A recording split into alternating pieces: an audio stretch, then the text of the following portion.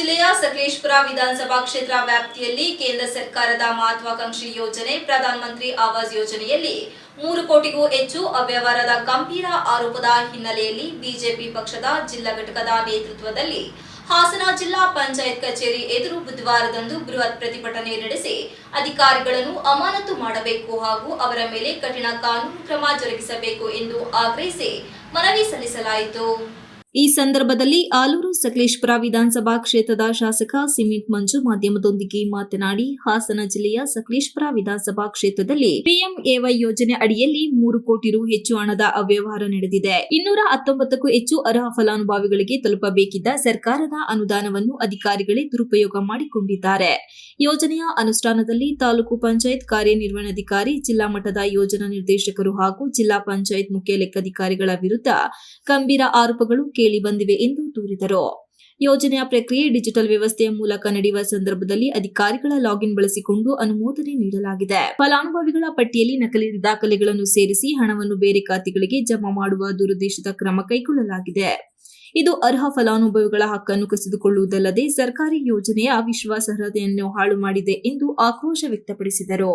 BJP ಜಿಲ್ಲಾಧ್ಯಕ್ಷ ಸಿದ್ದೇಶ್ ನಾಗೇಂದ್ರ ಮಾತನಾಡಿ, ಫಲಾನುಭವಿಗಳ ಮನೆ ನಿರ್ಮಾಣದ ಪ್ರಗತಿ ತೋರಿಸಲು ನಕಲಿ ಫೋಟೋಗಳನ್ನು ಅಪ್ಲೋಡ್ ಮಾಡಲಾಗಿದೆ. ಈ ಸುಳ್ಳು ಫೋಟೋಗಳ ಆಧಾರದ ಮೇಲೆ ಕಂತು ಬಿಡುಗಡೆ ಮಾಡಿರುವುದು ಬಹಿರಂಗವಾಗಿದೆ.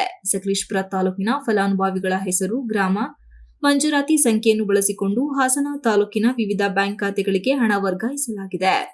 ಕ್ಯೂಆರ್ ಕೋಡ್, ಖಾತೆ ಸಂಖ್ಯೆ, ಖಾತೆ ಹೆಸರು ಬದಲಾವಣೆ ಮಾಡಿ ಸರ್ಕಾರದ ಹಣವನ್ನು ಲಪಟಾಯಿಸಲಾಗಿದೆ ಎಂದು ಆರೋಪಿಸಿದರು.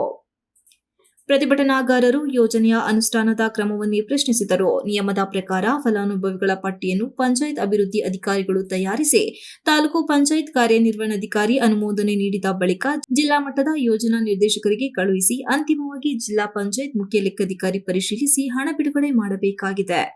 ಆದರೆ ಅಧಿಕಾರಿಗಳು ಈ ಎಲ್ಲಾ ಹಂತದಲ್ಲಿ ನಕಲಿ ದಾಖಲೆ, ನಕಲಿ ಫೋಟೋ ಹಾಗೂ ಸುಳ್ಳು ವರದಿಗಳನ್ನು ಬಳಸಿ ಯೋಜನೆಯ ಹಣವನ್ನು ಲೂಟಿ ಮಾಡಿರುವುದು ಬಹಿರಂಗವಾಗಿದೆ ಎಂದು ದೂರಿದರು. ಲೂಟಿ ಮಾಡ್ತಕ್ಕಂಥ ಕೆಲಸವನ್ನ ಮಾಡಿದರೆ ಕೂಡಲೇ ಅಮಾನತ್ ಮಾಡಬೇಕು. ಇವರೇನಾದ್ರು ಇವತ್ತು ಅಮಾನತ್ ಮಾಡಲಿಲ್ಲ ಅಂತ ಹೇಳಿದ್ರೆ ಜಿಲ್ಲೆಯಲ್ಲಿ ದೊಡ್ಡ ಮಟ್ಟದ ಹೋರಾಟ ಆಗುತ್ತೆ. ಪ್ರತಿಯೊಬ್ಬ ಬಡವನು ಬೀದಿಗೆ ಬರ್ತಕ್ಕಂಥ ದಿನ ದೂರ ಇಲ್ಲ. ಇವತ್ತೇ ನಾವು ಹೇಳ್ತೀವಿ, ಮೊದಲು ಅಮಾನತು ಮಾಡಿ ತನಿಖೆ ಮಾಡಿಸಿ ಯಾರು ತಪ್ಪು ಮಾಡಿದಾರೋ ಜೈಲಿಗೆ ಹಾಕ್ಬೇಕು ಅಂತೇಳಿ ಈ ಮೂಲಕ ಒತ್ತಾಯ ಮಾಡಿ ಗಮನ ತರುವಂತದ್ದಾಗಿದೆ. ಆದ್ರೆ ಈ ನಿಟ್ಟಿನಲ್ಲಿ ಯಾವುದೇ ಕ್ರಮ ಆಗುವಂತದ್ದಾಗಿ ಸಾರ್ವಜನಿಕರಿಗೆ ನ್ಯಾಯ ಒದಗಿಸುವಂತ ರೀತಿಯಲ್ಲಿ ಪಾರದರ್ಶಕವಾಗಿ ಒಂದು ತನಿಖೆ ಆಗುವಂತ ನಂಬಿಕೆ ನಮ್ಗೆ ಬರ್ದೇ ಇರೋ ಕಾರಣಕ್ಕೆ ಈ ಹೋರಾಟವನ್ನ ಇವತ್ತು ಜಿಲ್ಲಾ ಪಂಚಾಯತ್ ಎದುರುಗಡೆ ಮಾಡ್ಬೇಕು ಅಂತ ಹೇಳಿ ನಮ್ಮ ಶಾಸಕರ ನೇತೃತ್ವದ ತೀರ್ಮಾನ ಮಾಡಿದೀವಿ. ಇದಕ್ಕೆ ನ್ಯಾಯ ಸಿಗದೆ ಹಂತದಲ್ಲಿ ಮುಂದಿನ ತೀರ್ಮಾನಗಳಲ್ಲಿ ಇದನ್ನ ರಾಜ್ಯ ಮಟ್ಟಕ್ಕೂ ತಗೊಂಡೋಗ್ತೇವೆ.